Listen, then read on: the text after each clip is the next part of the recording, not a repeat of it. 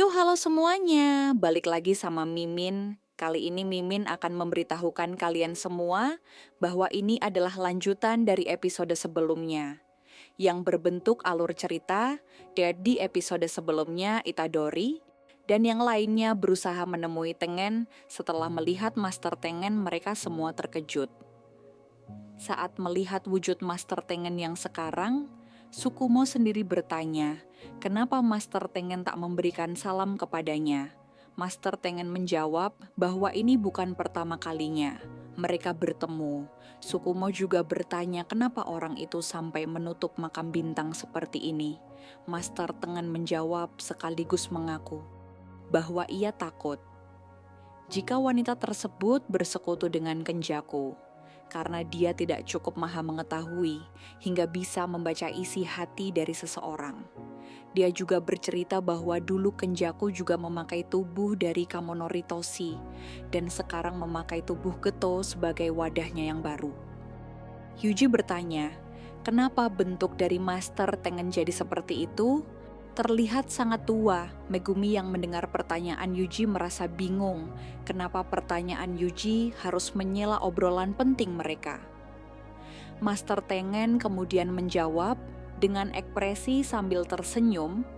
Ia berkata bahwa dirinya ini abadi, namun tidak awet muda.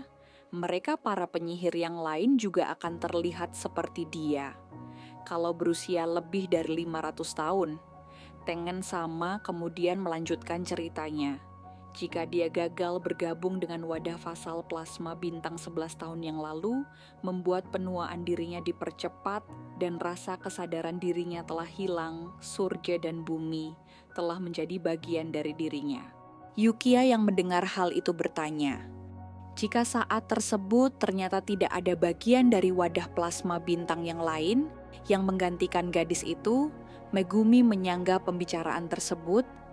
Kemudian Yuta bercerita, jika kedatangan mereka ke sini untuk bertanya soal Kenjaku dan bagaimana membuka segel Gojo, Tengen sama menjawab, jika itu adalah hal yang sebenarnya ia ingin katakan juga, tapi Tengen ingin memberitahunya kalau mereka menyanggupi satu syarat yang dia berikan. Otsuki Yuta, Sukumo Yuki, dan rahim kutukan lukisan kematian.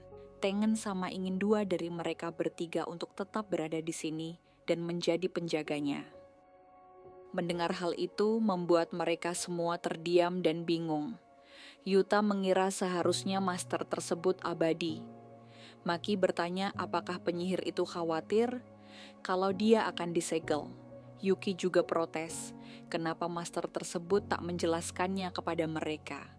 Berapa lama dan kenapa penjagaan itu harus mereka lakukan? Master Tengen pun mulai menceritakan tentang Kenjaku. Tujuan dari bocah itu sebenarnya adalah pemangsaan evolusi manusia di seluruh Jepang. Megumi memberitahu jika mereka sudah mendengar hal itu. Tapi apa yang sebenarnya ingin Kenjaku capai? Kenapa ia tak memakai perisai Tengen sama untuk memakai Idel Transfiguration agar setiap orang Jepang menjadi penyihir?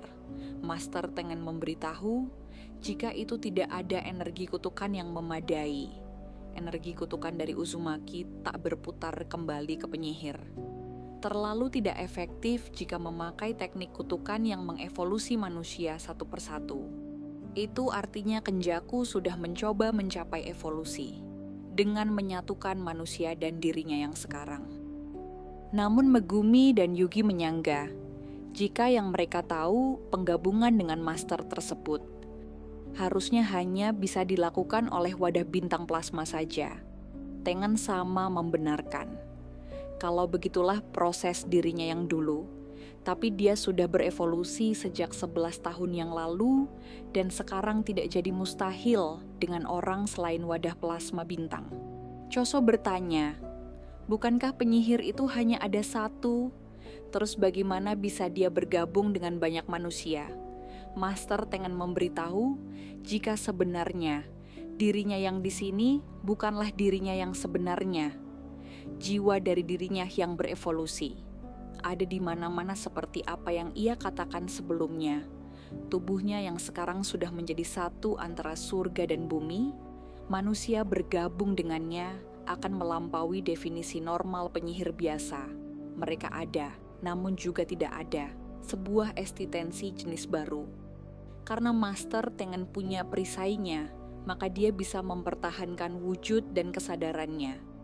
Bahkan setelah evolusi terjadi, tapi jika banyak orang berevolusi, bahkan jika satu saja dari mereka tidak terkendali, itu akan menjadi akhir dari dunia ini.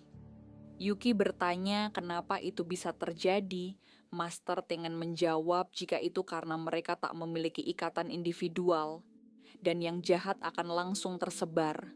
Maka kejahatan 100 juta orang akan keluar ke seluruh dunia, dan kehancuran yang baru saja mereka lihat di Tokyo akan terulang lagi bahkan di seluruh dunia. Yuji bertanya, kenapa Kenjaku sampai melakukan ini semua? Master Tengen menjawab bahwa ia tidak tahu dan tidak bisa membaca isi hati seseorang.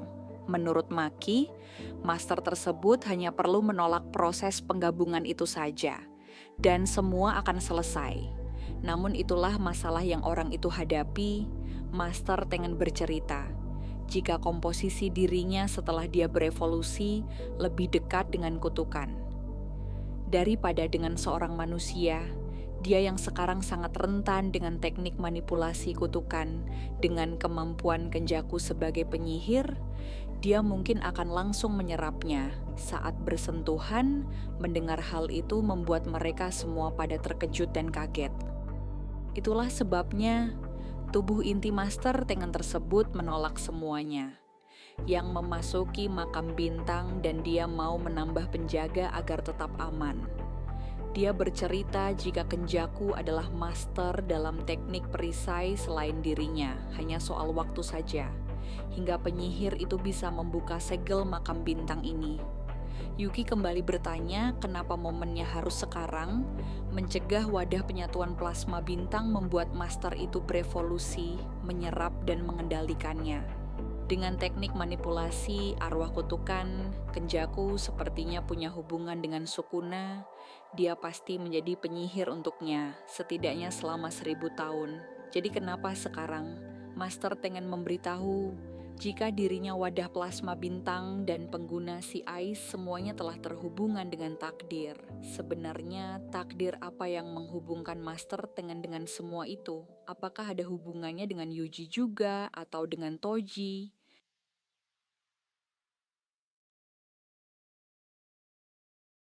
Mari kita lanjutkan alur cerita. Di awal kita diperlihatkan Tengen sama yang menceritakan kejadian yang Kenjaku alami.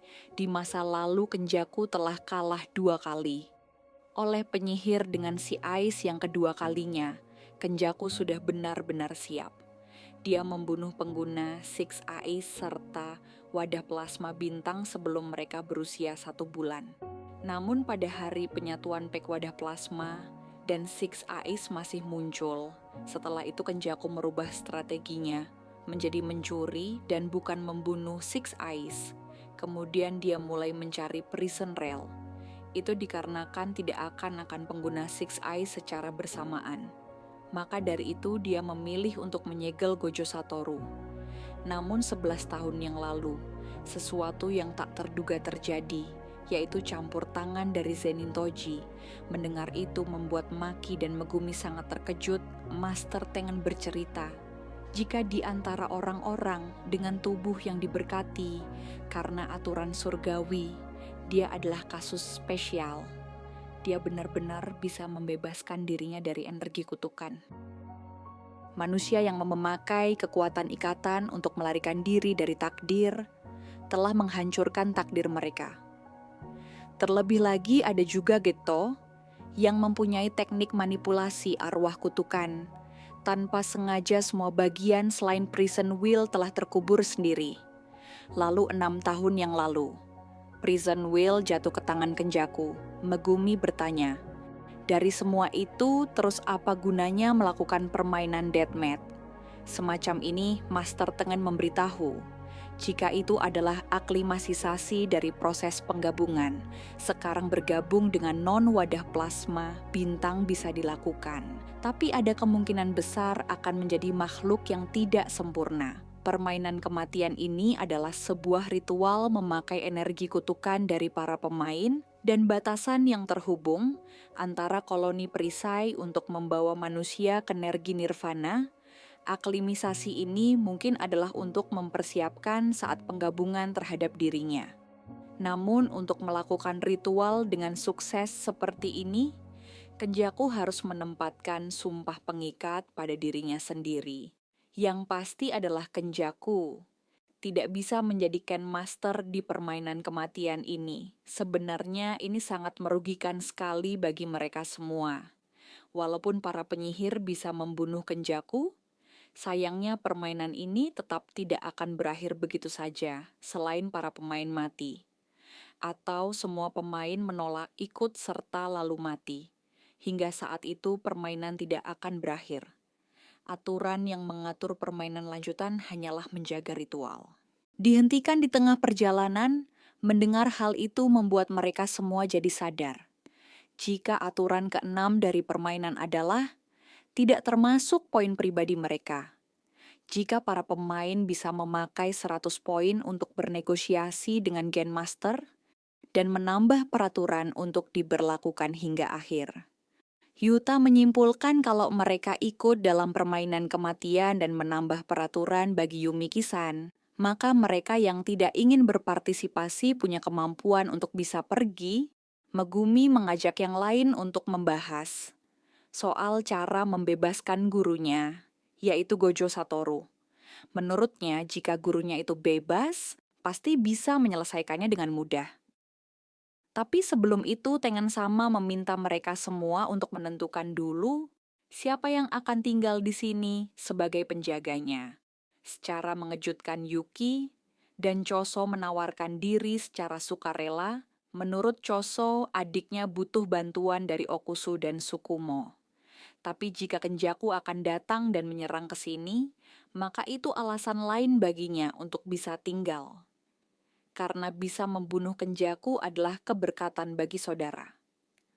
Saudaranya yang telah gugur, Yuki juga berkata, jika ingin bertanya banyak hal dengan master itu, dia pun meminta Yuta untuk mengurus sisanya. Kemudian master Tengen memasukkan tangannya ke sebuah lubang hitam, dan setelah itu dia menarik sebuah kubus. Dia bercerita bahwa yang mereka butuhkan untuk bisa membebaskan tubuh Gojo Satoru adalah bagian belakang dari prison wheel, yaitu kubus ini. Mendengar hal itu, mereka semua cukup terkejut. Master Tengen bercerita, jika sebelum ia ditemukan Kenjaku, prison wheel berada di luar perisainya, dan itu berada di luar negeri, maka dari itu dia menyegel bagian belakang untuk bisa menekan bagian depan. Tapi sepertinya itu percuma saja. Gojo Satoru juga tersegel di balik pintu belakang ini. Mereka semua pun bertanya, apa gurunya tersebut bisa mereka bebaskan dari kubus itu? Master Tengen memberitahu jika itu tidak bisa dilakukan, karena yang diizinkan untuk membuka atau menutup ini adalah orang yang memiliki pintu depan saja, yaitu Kenjaku.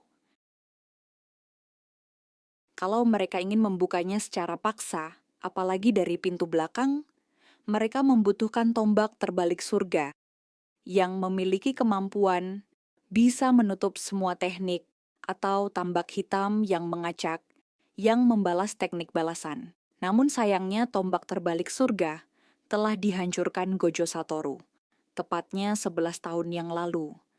Dan untuk tambak hitam itu telah dihapus total oleh Gojo Satoru juga, setahun yang lalu pula. Mendengar fakta tersebut membuat Yuji dan Megumi menjadi emosi. Apa yang sebenarnya guru mereka perbuat, Yuta bercerita. Jika sebenarnya dia sedang mencari sisa tambak hitam dengan Miguel sampai ke Afrika, itulah sebabnya dia keluar negeri. Tapi sepertinya perjalanan itu sia-sia. Sukumo merasa jika master tersebut sebenarnya tahu ada cara lain untuk mereka. Master Tengen membenarkan hal itu. Ia bercerita, jika salah satu pemain yang ikut serta dalam permainan ini adalah penyihir dari 1000 tahun yang lalu, yang menyebut dirinya sebagai The Angel dan teknik yang dimiliki adalah kemampuan untuk menetralkan semua teknik. Yang dimaksud ini adalah peserta cooling game bernama Kurusuhara. Akhirnya muncul seorang penyihir yang berkemungkinan bisa membebaskan Gojo Satoru dari segel prison wheel. Cukup sampai di sini alur ceritanya dan sampai jumpa di video selanjutnya.